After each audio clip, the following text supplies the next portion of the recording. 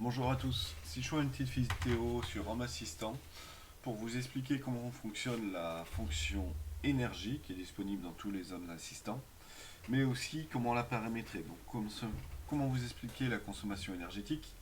Donc là vous avez ce qui a été consommé durant la nuit, donc là pour le coup mon cumulus. Ici on voit qu'il y a un petit début de production ici. Donc on peut voir que là c'est tout ce qui est panneau solaire, le petit changement de couleur. Là, on voit que je commence à produire, 7 heures du matin, mes prévisions, etc. Ici, j'ai plusieurs spots, donc les panneaux solaires qui sont dans le jardin, celui qui est sur le toit terrasse, ce qui a déjà été produit. Voilà. Ici, c'est vos récepteurs, c'est-à-dire tout ce qui va consommer de l'énergie dans la maison. Donc là, c'est avec tous les cumulus, par exemple. Ici, on voit une autre couleur. Ben là, c'est ma baie de brassage. Donc attention, il y a des serveurs dedans, il y a pas mal de choses. Donc c'est ce que ça consomme. Voilà, là, j'ai plus que ma baie de brassage. Et là, on voit tous les spots. Baie de brassage, mon ordinateur et mes écrans. Et ici, on a un retour sur la journée. Voilà, pour en cours, il y a à peine 8 heures du matin. Sur les consommateurs. Donc là, le cumulus, forcément. Même si j'ai un Airson hier, la journée n'a pas été top top. Donc voilà. La baie de brassage, ce qu'elle a déjà consommé. Les ordinateurs, etc. Donc c'est vraiment pas mal. Pour admirer ici, on voit ce que j'ai injecté en solaire, ce que j'ai consommé sur le réseau, etc. Donc pour administrer tout ça, lui rajouter des récepteurs, une production solaire et tout, je vais sur paramètres, ici, à gauche. Pièces et zones, tableau de bord, pardon. Énergie.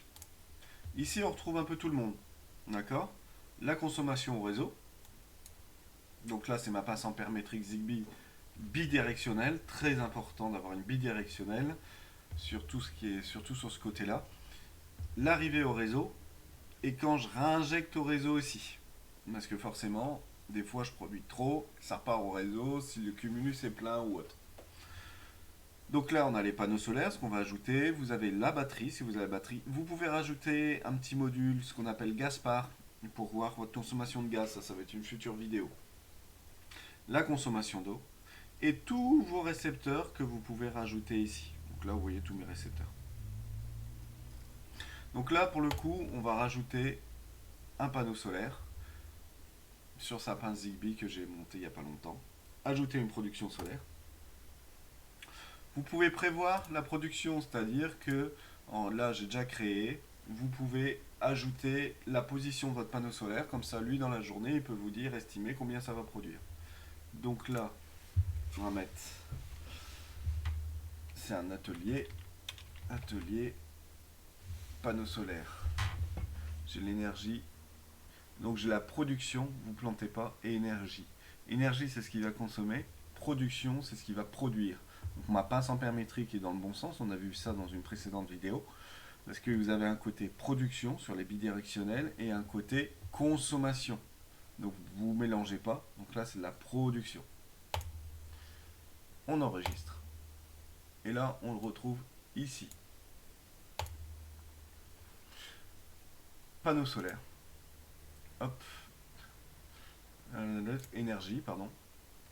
Et là on retrouve les trois, vous voyez. Donc là, s'il est encore à zéro, vous étonnez pas, il faudra attendre une petite heure pour qu'il commence à s'incrémenter. Ça s'incrémente toutes les heures. D'accord. Donc voilà pour la petite vidéo. Ça marche aussi pour tout ce qui est récepteur et tout ça. Allez, bonne journée, bon courage.